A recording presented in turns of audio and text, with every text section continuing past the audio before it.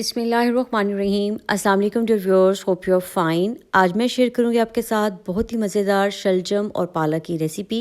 वो बच्चे जो बिल्कुल भी शलजम नहीं खाना पसंद करते, इस तरह से बनाएं तो हर कोई खाएगा। आइए जी रेसिपी को शुरू करते हैं। सबसे पहले एक कढ़ाई में हम घी लेंगे 4 से 5 खाने के चम्मच।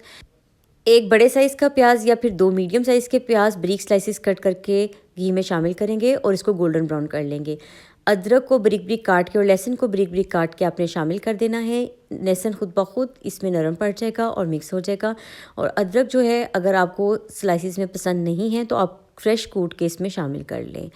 बस अब हम इसको लाइट गोल्डन कर लेंगे। आपने ज़्यादा डार्क गोल्डन नहीं करना। प्याज, अदरक और लहसुन को बहुत अच्छे से फ्राई कर लेना है। जैसे ही इसका कलर चेंज हो जाएगा तो हम 2 मीडियम साइज़ के टमाटर लेंगे और उनको अच्छे से धो के उसके छिलके उतार के और बीज निकाल के स्लाइसिस में कट करके इसमें शामिल कर देंगे।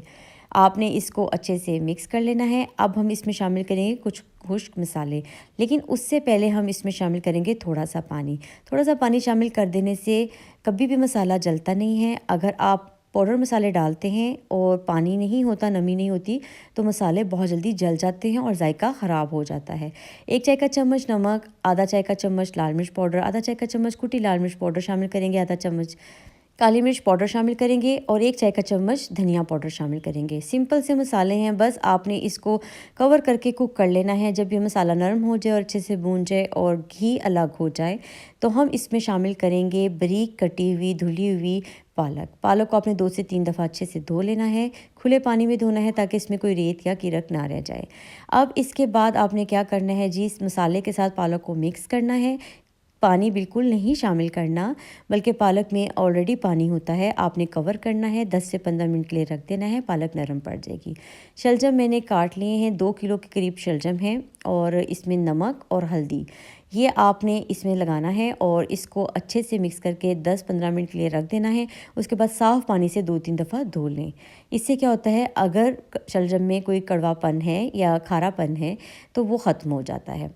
वैसे तो जब ताज़ा शलजम आता है ये वैसे जायके में बहुत मीठा होता है, इसके लिए प्रोसीजर की ज़रूरत नहीं। लेकिन अगर किसी इलाके में ऐसे शलजम आते हैं जो थोड़े से खारे होते हैं तो वो इस तरीके से पकाएं तो शलजम बहुत ज़बरदस्त तैयार होंगे। अब हम इसमें शामिल करेंगे सब्ज़ मिर्चें और कवर करके, इसमें पानी शामिल नहीं मैंने किया था, बस ढाँप के रख दिया था हल्की आंच पे। और ये देखें कितने ज़बरदस्त से नरम पड़ गए हैं। चाहे तो आप इसको थोड़ा से टुकड़ों में रहने दें या फिर बिल्कुल मैश कर लें। अब 4 से 5 खाने के चम्मच देसी घी शामिल करें, मिक्स करें। मज़ेदार से शलजम तैयार हैं। कुछ लोग इसमें चीनी डाल के बनाते हैं। अगर आपको भी मीठे शलजम पसंद हैं तो शक्कर का इस्तेमाल करें। ढाँप के रख दें और ज़बरदस्त से शलजम तैयार हैं। खाएं पिएं और दुआओं में याद रखें। रेसिपी अच्छी लगे तो फ्रेंड्स एंड फैमिली के साथ शेयर करें। मिलते हैं किसी नई रेसिपी के साथ। Take care. अल्लाह हाफ़िज़।